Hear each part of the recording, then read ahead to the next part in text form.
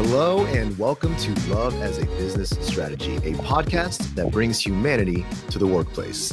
We're here to talk about business, but we want to tackle topics that most business leaders shy away from. We believe that humanity and love should be at the center of every successful business. I'm your host, Jeff Ma. I'm a director at Softway, a business-to-employee solutions company that creates products and offers services that help build resilience and high-performance company cultures. I'm joined today by our president and CEO, Mohammed Anwar. Hey, Mohammed. Hi, guys. And Frank Dana, our director. Frank. Hello. Awesome. And as you all know, each episode, we're diving into one element of business or strategy and testing our theory of love against it. And one of the most amazing things about this work that we do and also doing this podcast is that we get the opportunity to meet so many amazing people and see how love as a business strategy plays out in people and businesses all around the world. And today, we had the opportunity to learn about a company that was literally founded with love as their business strategy, and in one of the last industries that you might expect, which is banking. So I'm really excited to welcome to the show the CMO for the JMMB Group, Kerry-Ann Stimpson. Hello, Kerry-Ann, welcome. Hi, Jeff. Hi, guys. Thank you for having me. This is like so exciting. I'm really looking forward to this conversation. And I'm Very cool. And I'm loving Frank's facial expressions right now. That's just the his only reason normal why I'm face. here. That's just a normal face. Just to throw out random facial expressions to keep people entertained.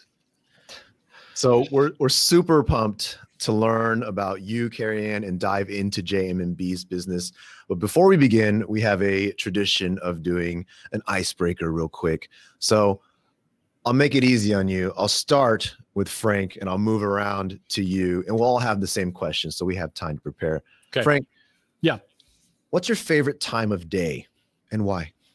Favorite time of day is going to be right around 6:45 a.m. to 7 o'clock a.m. That is the sweet spot for me, because I've woken up and I've taken my pre-workout and I'm chilling on the couch playing some Mario Kart on my phone, waiting for the pre-workout to kick in so I can head over to the gym. But no one is awake. My entire house is completely quiet.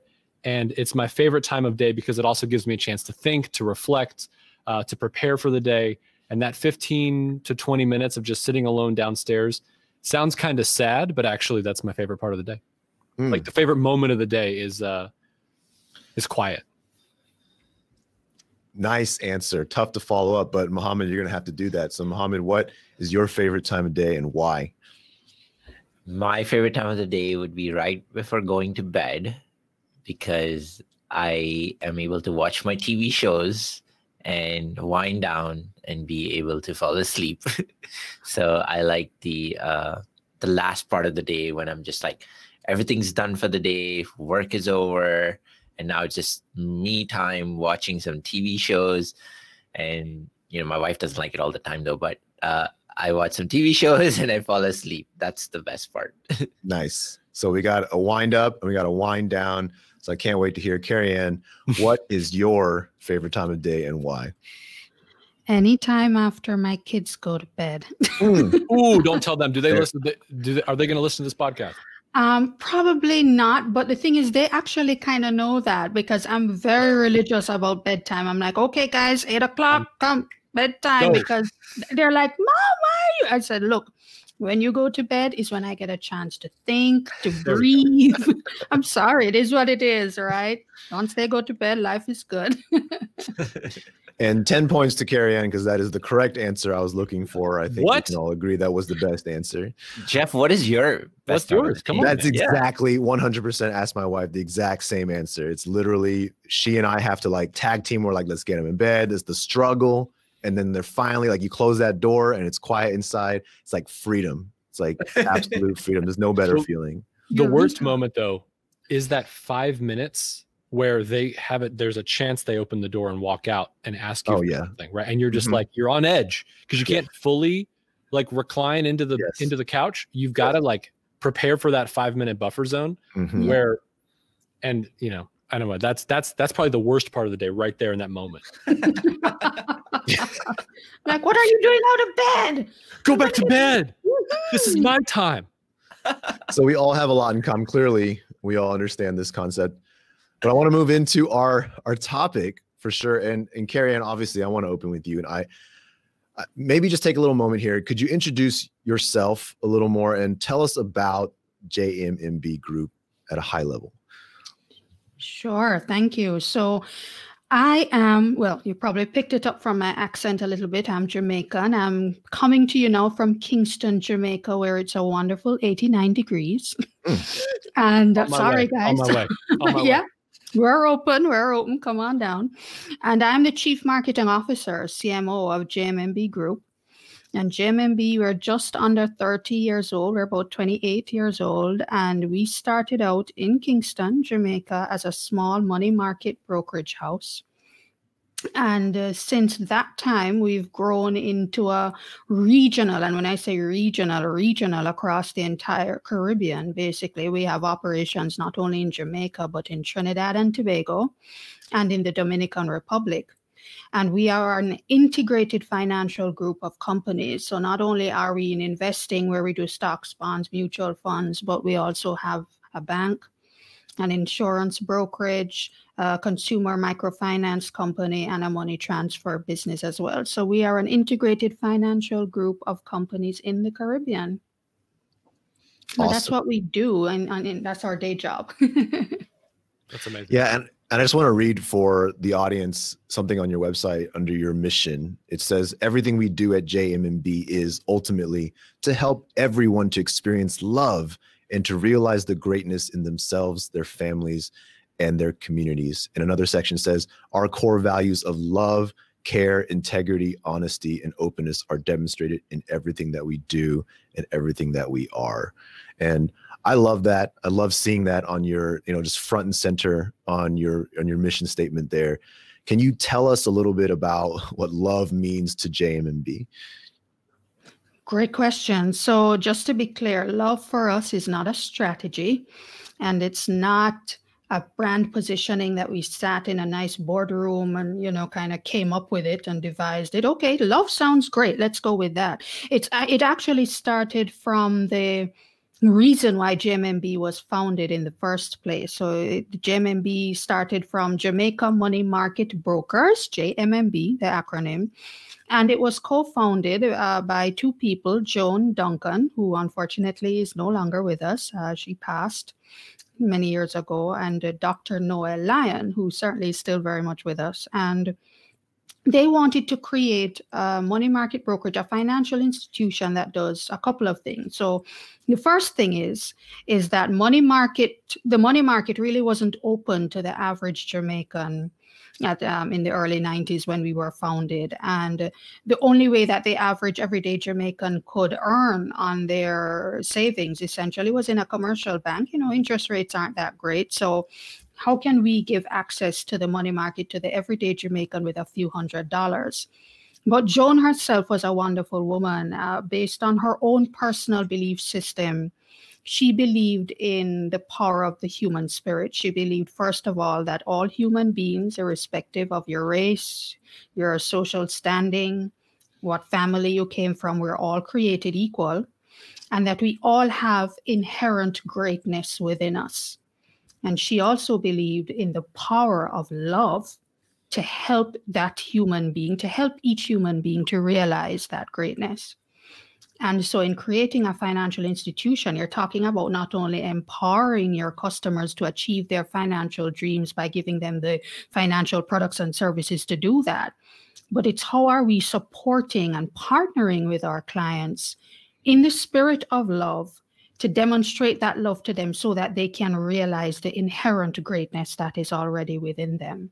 And so that was where we were founded, on the basis of love. And so we are love. That's how we live. That's how we serve each other as team members. And that's how we serve our clients. And that's the basis on which we were founded and continue to operate. That's amazing. My first question is, it sounds like love is very much a verb. Love is something that you are constantly acting out. Give me an example of one of those moments where love is brought into, like in a very tangible way, someone actually is able to feel the love that your organization is able to provide? So I love that you asked that question, because there's the tangible and there's the intangible. Of course, yeah. in the tangible way, I mean, one of the top ways you see that is in terms of how we do business with our clients. You know, I always raise the point that even down to the very fees that we charge and don't charge, that's driven by love.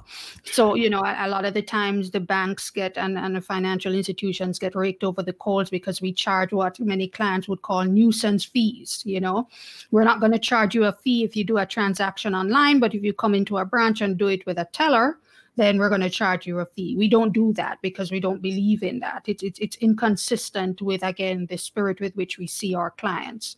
Right. So there are those tangible things. And then the intangible is about, well, how are we interacting with our clients? So you come in, first of all, and you're greeted at the door by someone who is part of the culture of love and giving that is inherent in who we are. And this is from the security guard right down to any team member that you interact with. So it comes out in that interaction. It comes out in the financial conversations, right? So let's say a client comes in, they have a particular financial goal, and maybe the solution that we have for them is not the best solution for that goal, and maybe it exists at our competitors. We'll refer you to our competitors. Go over there. They have a solution that's better for you. It's the right thing to do. It's the right thing to do. And that kind of authentic engagement is what, again, is an example of how we actually partner with our clients in a way that they can trust and rely on. So I have another question for you. How do you teach that culture? How do you make sure that the culture is consistent? And obviously it's not going to be 100% consistent between person to person, because humans are humans. But in regards to teaching that and equipping that and then sustaining that culture, I'm wondering, what are some of the things that you've been able to do to create that and propel it over the years, like hiring a security guard and bringing them in that onboarding process? I mean, how does that work? And then secondly, how is it sustained? So the onboarding process, as you rightly pointed out, is critical. So it starts with, how are you hiring, you know, the kinds of people that you're going to hire. So the types of psychometric and other kinds of testing activities that are part of the recruiting process gives you that kind of feedback up front. And of course, when you're onboarded initially, you're put through at least a week or two of orientation that takes you from the history of the company to the culture to what it is we're trying to perpetuate. But there's one particular component called the JMMB way, which is really a couple of days of you're sitting with a bunch of you as team members, you're in different departments. But what you're really doing is you're having authentic conversations about how you see yourself, how you see humanity.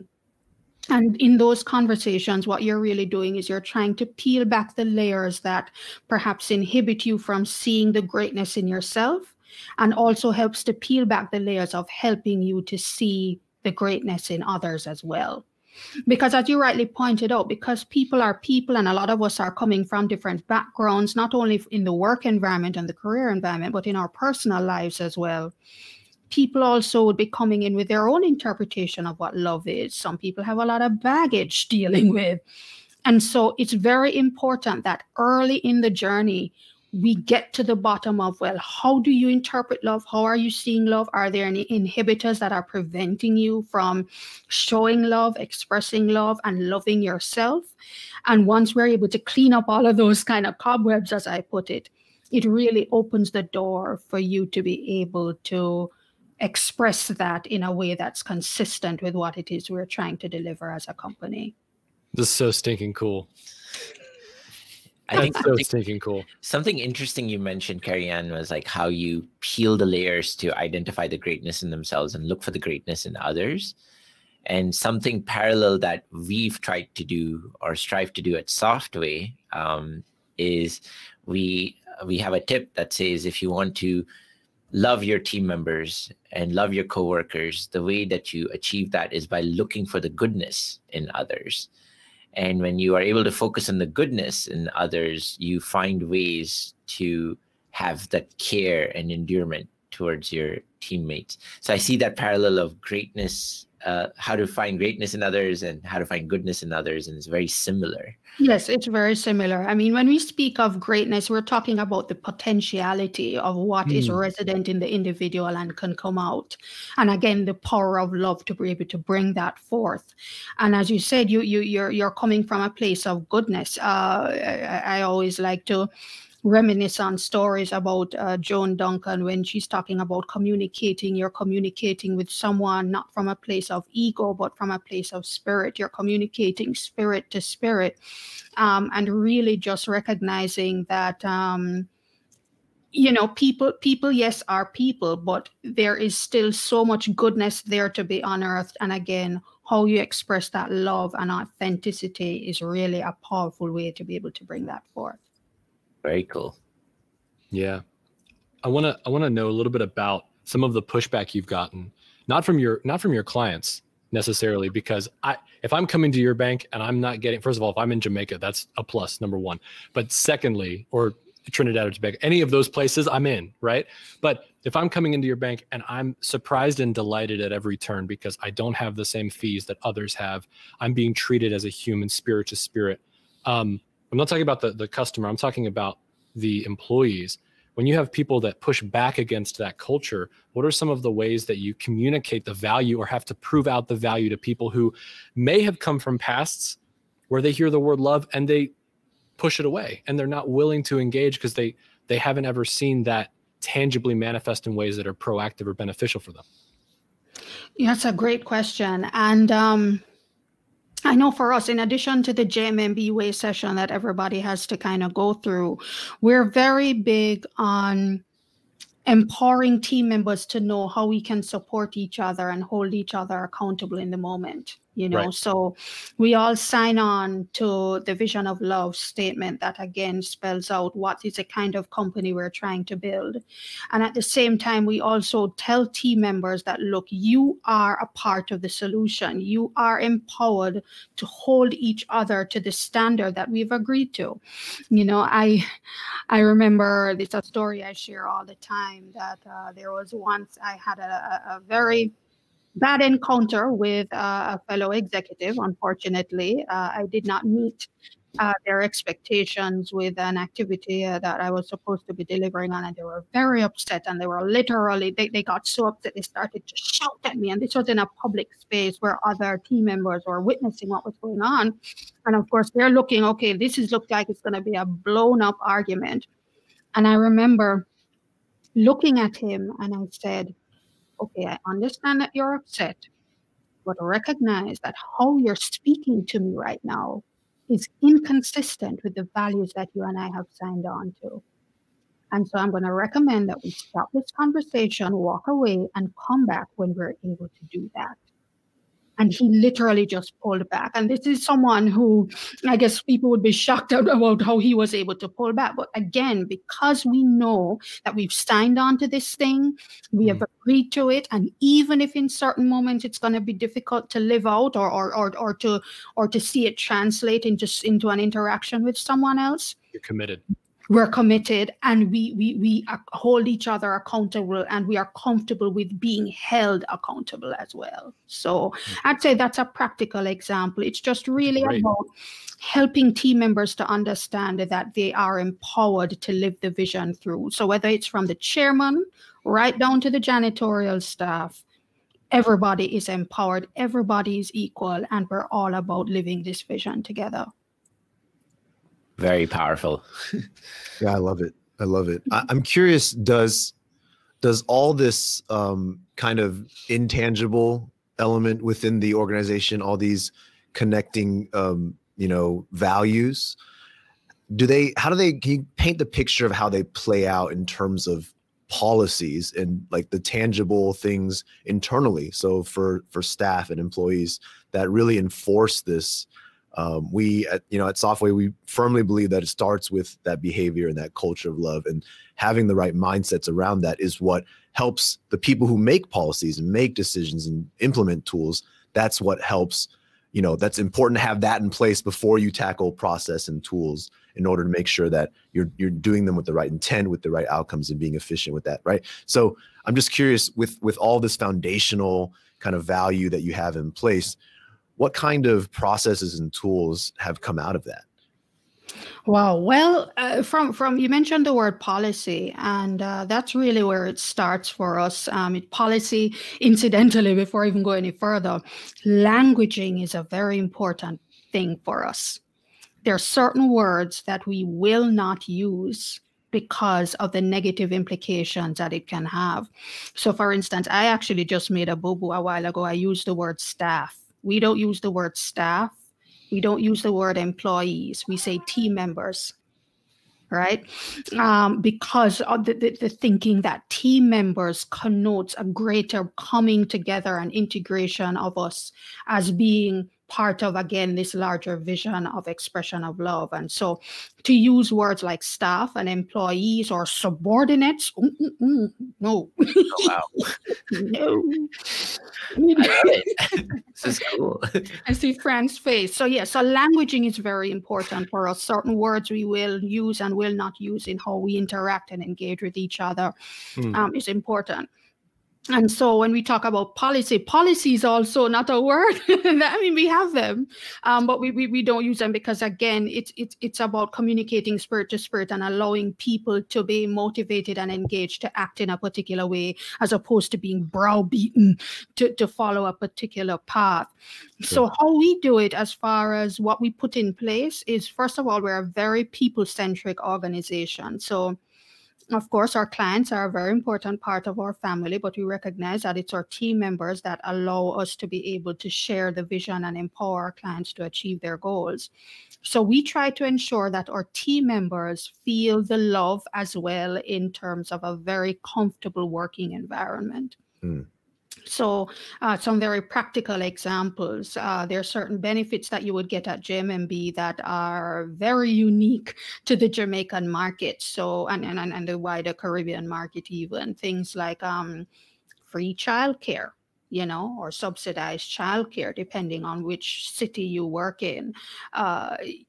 Breastfeeding facilities that you can go. I mean, my child is in the daycare center. I can go and breastfeed in a nice private room and go back to work. I don't have to worry, about being able to continue that after maternity leave is over.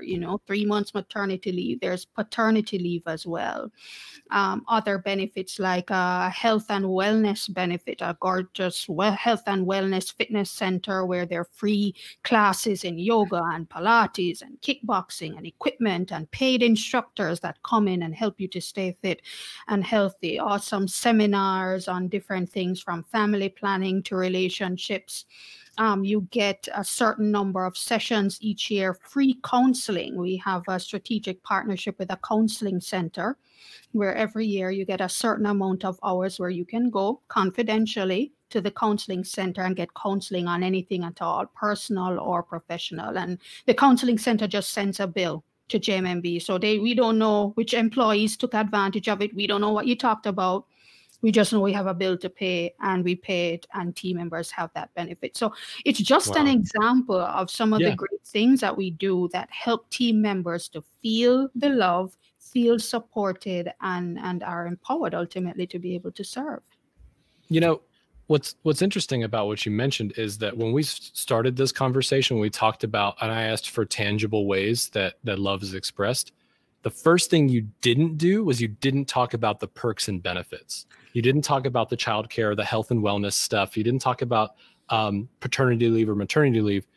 You talked about a culture where people feel empowered, cared for, and loved. And then secondarily, the policies, sorry, there needs to be like a buzzer. I need to get hit for it. The benefits that have, it's almost like these are features of your culture coming out of the desire for people to be cared. But the primary responsibility is not to have kickboxing classes. The primary responsibility is to help people feel and to actively know that they're nurtured and cared for. Absolutely. Right? Because if those perks and benefits went away, there would still be a place where people feel cared for. And I think that's what's interesting about it, is because you could have gone that direction, but instead you talked about how people are made to feel and how people engage, right? So I think that's very cool. Absolutely. And it's going back to real needs, and recognizing that even when you talk about benefits and so on, there's a benefit that we have. So we also get a free meal every day. So we get lunch that's taken care of, a nice full cooked meal, which for a lot of our team members, that's the only meal they'll ever eat on any given day, depending on their financial situation. But we also have this thing called break time, where mid-morning, someone comes around with a tray of a fruit plate or a sandwich or some pastry. And why we do that is not because, oh, you didn't have breakfast and it's going to be a while till lunch necessarily, but because we know you're working so hard to serve our clients that you may not be able to eat lunch on time. So at about 10 o'clock, we're going to give this to you to tide you over until whenever you're able to have lunch. It's those kinds of little thinkings. And even now that we're in COVID time, if I may just be completely honest, we've had to make decisions around profit share payments and so on, because COVID was upon us, and we knew that, like every business, we've been impacted by the situation. And honest discussions with team members, guys, we can't pay profit share like how we normally do for the next 2 quarters. So we're asking for your understanding. And team members accept that, because we know that if the company could, they would. And we know that once they're able to, they will. And so it comes back to, again, that partnership between the organization, the team members, and the clients, where everybody's trusting each other's intentions because the evidence has been put forward time and time again. Listen, I'm going to come moonlight at JMMB and get those snacks. I'm coming for the snacks. I was going to say we should move our headquarters to Jamaica and share your office or something. I'm ready. We're packing up this office, but I did want to say, like, it's so fascinating. To me, it reminds me of Chris Petrie, who's one of the other co-hosts of this. He always dreamed of a guacamole cart, of someone walking by your office or your desk and just making you some fresh guacamole and popping open a Topo Chico and handing it. This sounds a lot like that. I'm a big fan. I'm a big fan.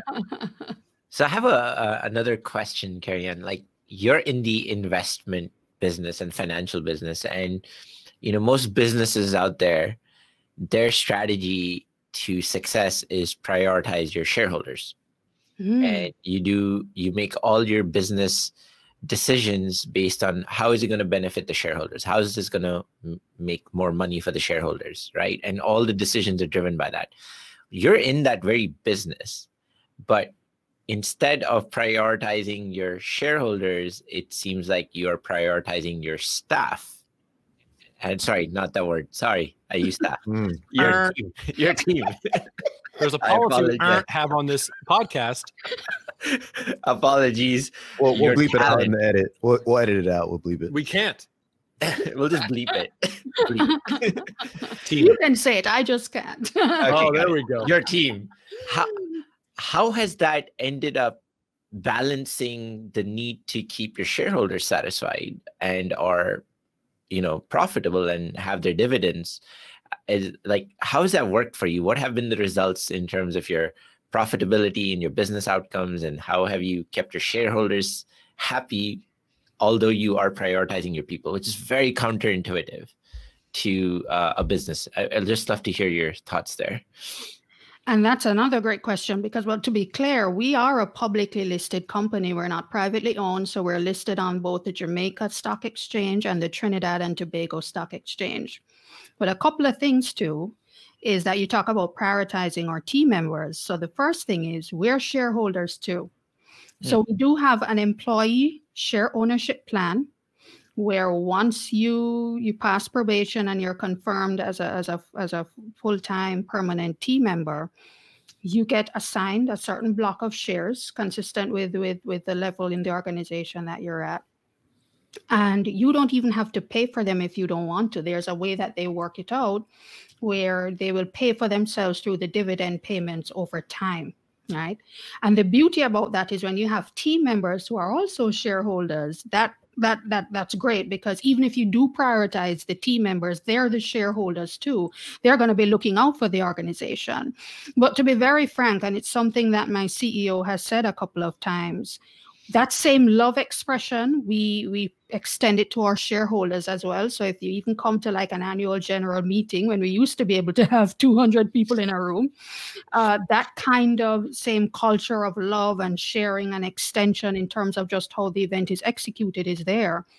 But he also is very clear that because of who we are and the decisions that we've made, there are certain things you should not expect to happen from us. So with due respect, a lot of our competitors, again, charge fees that we don't charge.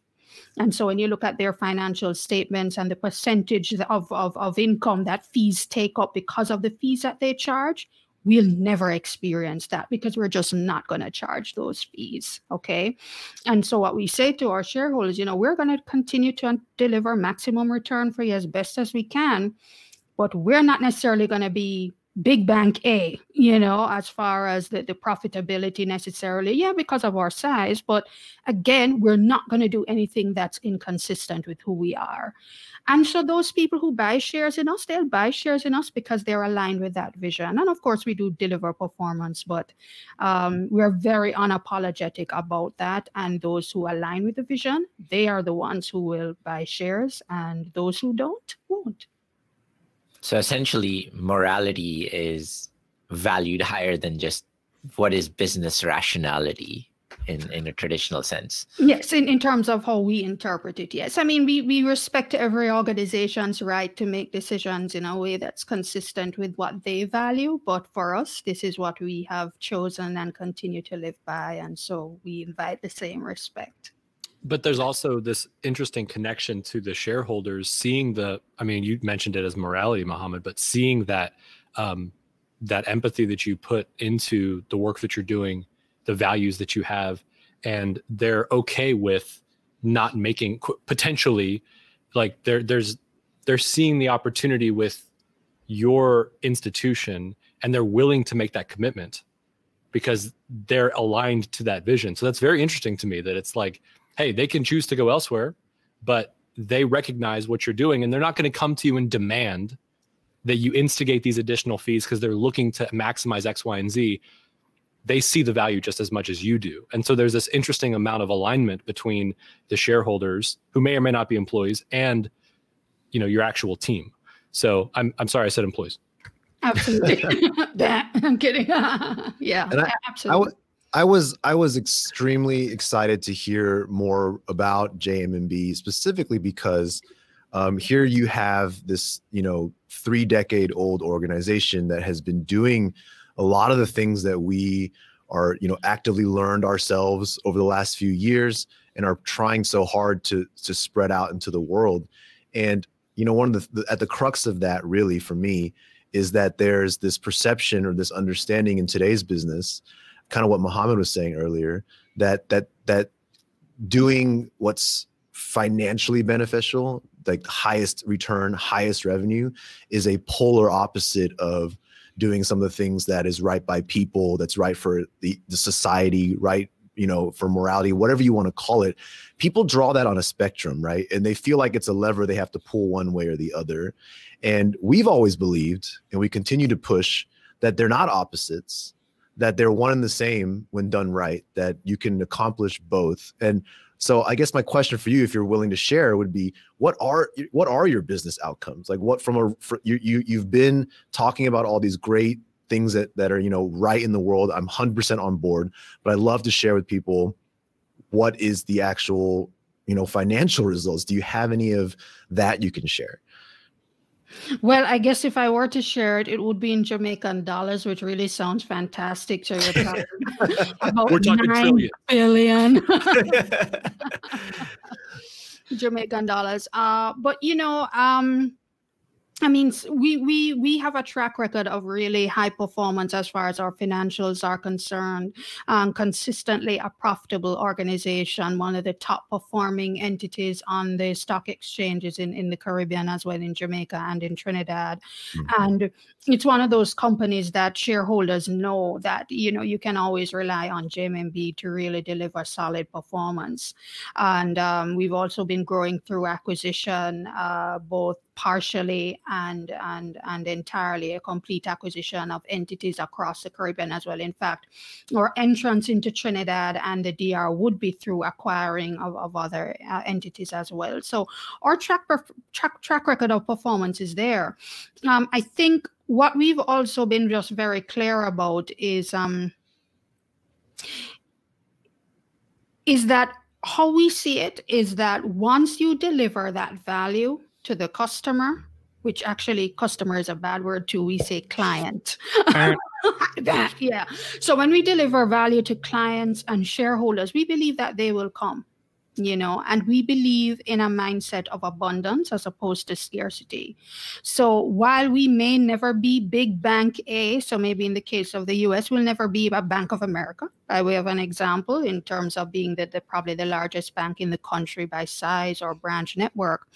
But we deliver respectable and solid returns because, again, for the niche that we've been able to create because of what we stand for, we've been doing so well. And it does well for our shareholders. It does well for our team members. And yeah, again, we're not Bank A, but we're doing very, very well for those people who invest in us. And we're good with that. We're good with that. And that's something that we always encourage people to think about, is that, again, it's about a mindset of abundance. You can own a niche, you can work that niche, and you can do very, very well at it. And it's going to be just fine. You don't necessarily have to be the biggest, baddest kid on the block to do very well. And that's how we see it. I couldn't agree more. Yeah, putting love to work.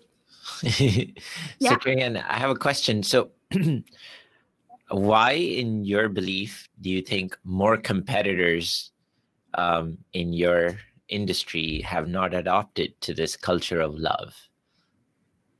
Wow. Hey, you're trying to get me in trouble, aren't you? You go into the gossip zone. This is the part of the podcast called the gossip zone. I'm just kidding. That's not true. Wow. Well, first of all, I'll just be very straight. If I'm looking at our major competitors, again, it starts with what do you value? And there are some of our competitors where the bottom line is what it's about. So at whatever cost, and again, with due respect, because that's a decision they've made. But for a lot of companies, it's okay, whatever it is, wherever the dollar is going to come from, we're going to do it. So if it's an extra fee to charge, if it's a fee increase, we're going to do it. And that's really how it works. But what we've actually noticed, and this is just me and my marketing team when we're doing our market reads, is that sometimes you will see indications of some of our competitors recognizing that there is some value in this love thing. Because even if you do a basic social media temperature check, and we use our tools to kind of do the social listening and see what people are saying, they recognize the endearment that certainly the public has towards a JMMB brand, and they will get a lot of flack for it. I remember just a few months ago, we had a very unfortunate situation where our online banking platform went down, and for a couple of days. And as you can imagine, our clients were very upset because of the gross inconvenience. And literally within a day, our CEO put out a statement, of course, with the support of marketing, apologizing. We've fallen short. This is not who we are. This is not our commitment to you. We're going to make it right. And until we make it right, this is what we're going to do. We're going to waive all of these transaction fees that you would have ordinarily paid because it's not fair. We're going to waive those fees. So about a month, we waived those fees, deposit fees, withdrawal fees, ACH fees, those sorts of things. And also, if at any point you were delayed in paying a bill, like a mortgage payment or a credit card payment, and you got charged a late fee, give us the receipt for that and we'll reimburse you. We'll pay you back. Wow. We're committed to making it right. And we put that out not just via email to our clients, we also posted it on social media because, we know we can't reach everybody via email. So we put it out there. And the response, mainly from non-clients, were like, oh my God. And they started to retweet and tag their bank. And they were like, this is how you're supposed to respond. When you do stuff on my banking platform. This is how you do it, CJ. Awesome.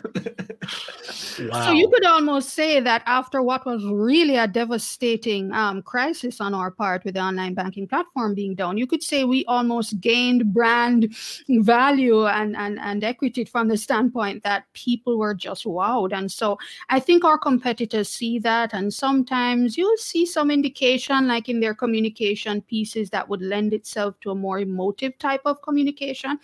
But again, if it's not coming from who you are as an organization, then it could be seen as not authentic. And so my encouragement to brands is, that's why I say love is not a strategy for us in that sense. With all due respect, I'm not throwing any shade, guys, but it really is not a strategy. It's who we are, Right.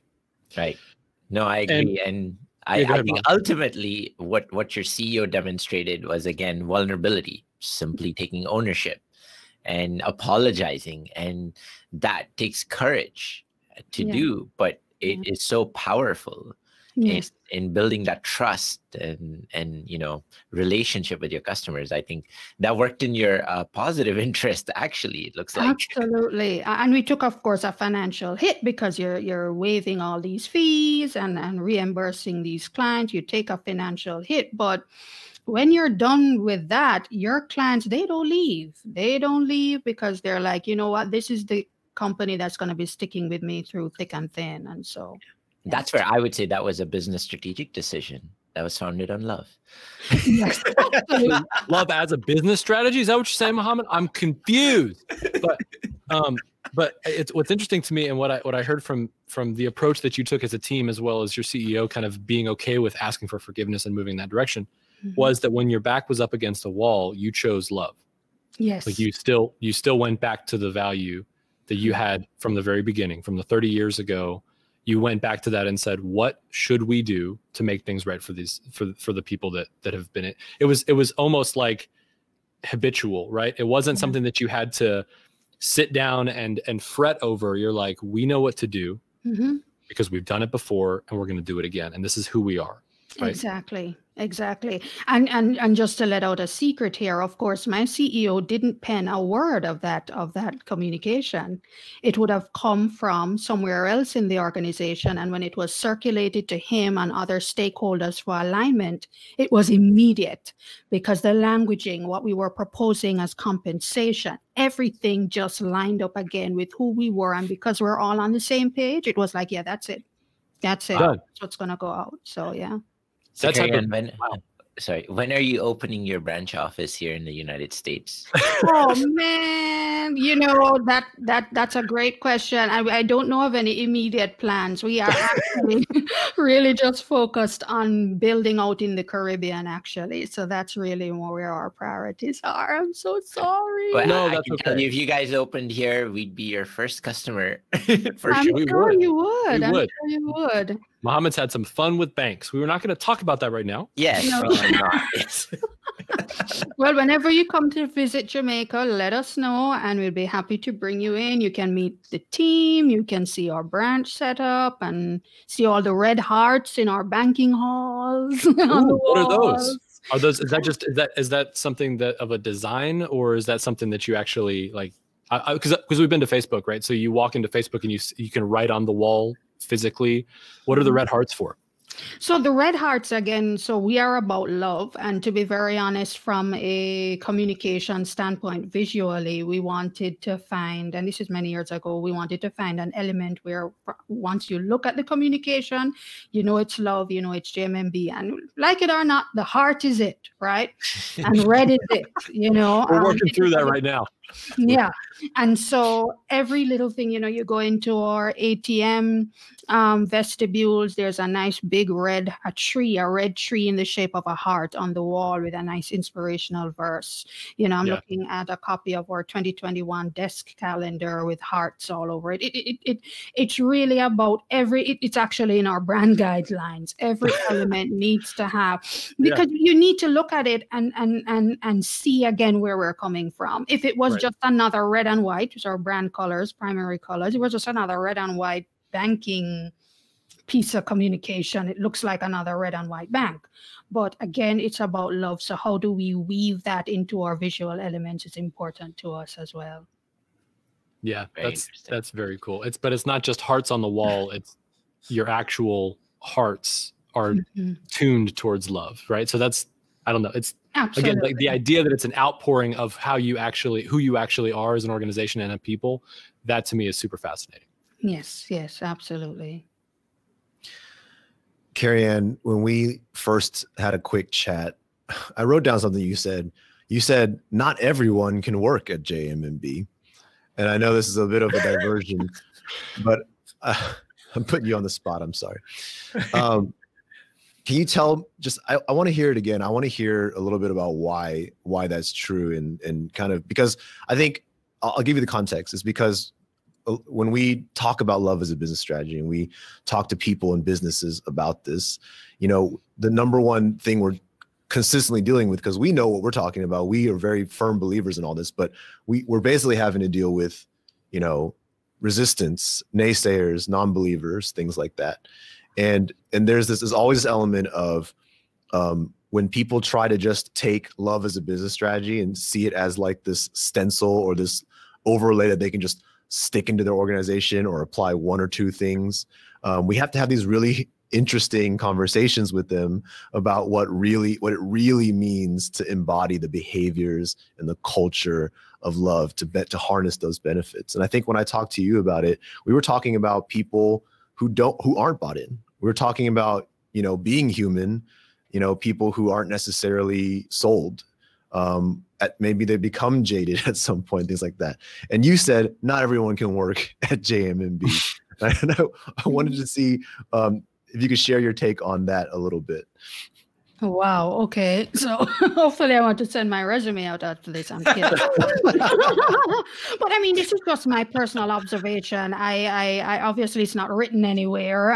We welcome anyone who would like to come and work for JMMB. But again, going back to the issue of who we are as an organization, how we live through that core value of love and how it seeps into every part of our culture. I would have spoken earlier of the language that we speak, how we interface with each other as team members, how do we interface with our clients. It all comes from that place of authentic love. And the reality is that if you're not aligned with that somehow on a personal level and even a professional level, then your future won't be very long. That's the reality of it. And as I even spoke about decisions about what fees to charge, how we, even as a marketer, you have a marketing team, when we're drafting marketing communication pieces and so on, if you're stuck at a place of not knowing how to exude the values of the brand through every interaction, every communication, you're just not aligned with the decisions. Why can't we charge this fee? It's a cost to the institution. No, that's because that's just not who we are. We're not charging it because it's a nuisance. Things like that. And what you find is that they're just a handful. It's really just a very small amount, perhaps, that I would have seen in and out over the years. It's just not who they are. It's just not who they are. And you know what? That's okay. There's another company for them.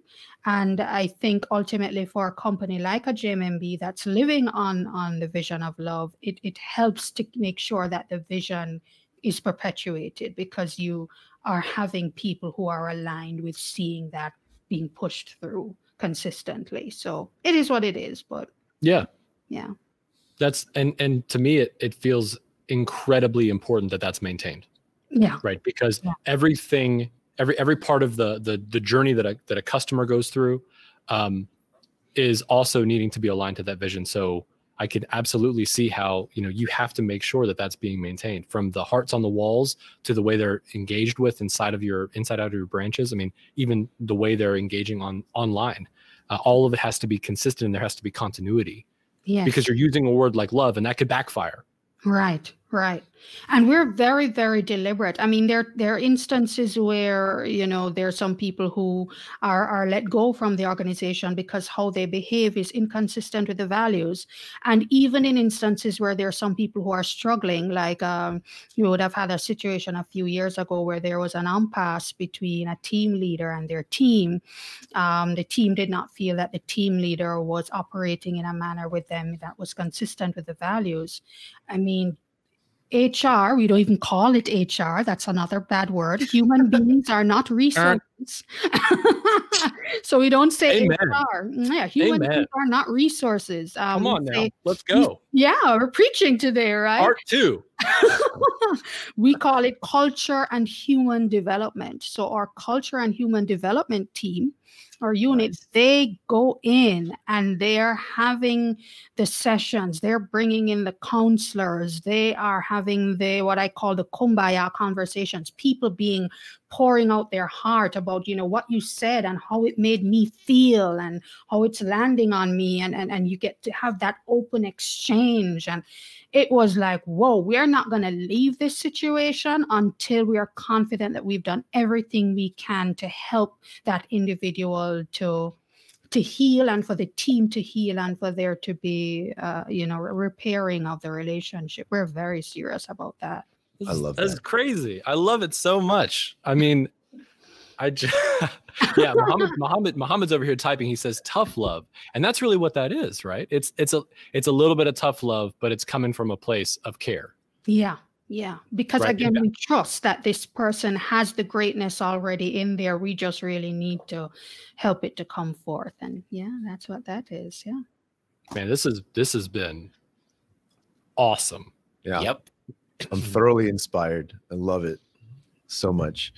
And this podcast was a great kind of chance to meet up with you here, Kerry-Ann. But after we moved to Jamaica, yes. I'm sure we can have further conversations around. Well, I think we're all like, wait, you're not going to open up in the United States? Okay, then we'll move to Jamaica. We're all headed there. We're all headed there anyway. So yeah, man. But before we let you go, Kerry, and I understand you also have your own podcast. Can you tell the listeners a little bit about your podcast and how they can find it? Thank you. And it's probably partially inspired by what I do and the brand that I represent and believe in. But I launched this podcast not too long ago, very recently, in fact, called the Internal Marketing Podcast. So, of course, everybody knows what marketing is. It's really about doing activities that help to shift a behavior to whatever it is you want. So typically external marketing is about targeting a group of prospective customers to buy your product or service. That's basically what most people know the typical marketing definition to be. But internal marketing is really about now using those same marketing strategies to market to your employees. And the reason why you do that is because you want to engage and enroll your employees in the mission and the vision of the company. In the same way you want to enroll your customers, your clients, you want to do that with your employees. And the goal is, having engaged them and enrolled them, they will turn around now and be advocates of the brand to those outside. And in a time when we're talking about, a worldwide pandemic, people really starving for authentic connections with brands, people want to connect with people. They don't want to connect with a faceless brand who's posting stuff out there. And so your brand's people are your employees. So people would faster want to connect with your employees who are their own personal brands and their own networks. How are we empowering and engaging our people, our employees, our team members to represent and advocate for the brand in a way that the official company account can't? And so that's what the podcast is about. It's exploring conversations about how companies, how brands can market internally to their employees in a way that engages and empowers them to be advocates of the brand. And it's available wherever podcasts are, your favorite podcasting app. Excellent. I love it. Thank you so much. And yeah, this was such an amazing opportunity to talk to you. And we, working day in, day out around love as a business strategy, talking about culture and this kind of development. It's always incredible to be able to meet and talk to and hear about how it's being used in different places and all around the world and in different contexts. And it's incredible to hear your story. So thank you, Kerry-Ann, for sharing with us today and being here with us. We're truly inspired. It was amazing. Thank you for being here. Thank you so much. Thanks, guys. This was an awesome conversation. I mean, I'm like, okay, do I have to go back to work now? Do I have to go back to work is the other question. Yeah, Well, but this is awesome. I'm already shopping for plane tickets to Jamaica. So And we welcome you. We welcome you. We're open for business, even though it's COVID-19. We have the protocols in place. We're welcoming our visitors to our island, and we'll be happy to have you. And you guys keep doing what you're doing. I mean, just listening to your podcast, and even just going on your website. I'm like, oh, this is like JMMB's half sister. I mean, you guys. We're all connected. We're all related. Yeah, One love. Yep. Yeah, one love. We need to perpetuate the conversation. So keep doing what you're doing, guys. You're doing awesome, and thank you for the opportunity. Thank Awesome. you. And here at Love as a Business Strategy, we're posting new episodes every Tuesday. So if there's a business topic you like, or maybe you have a story that you'd like to share about your love in your business, let us know at softway.com/labs, LAABS. And if you like what you heard, please do subscribe, leave us a review. And if you know someone that might enjoy this content, don't forget to share the Love as a Business Strategy podcast. So we'll see you guys next week. I'll get rid of that pun in the outro one day, but not today.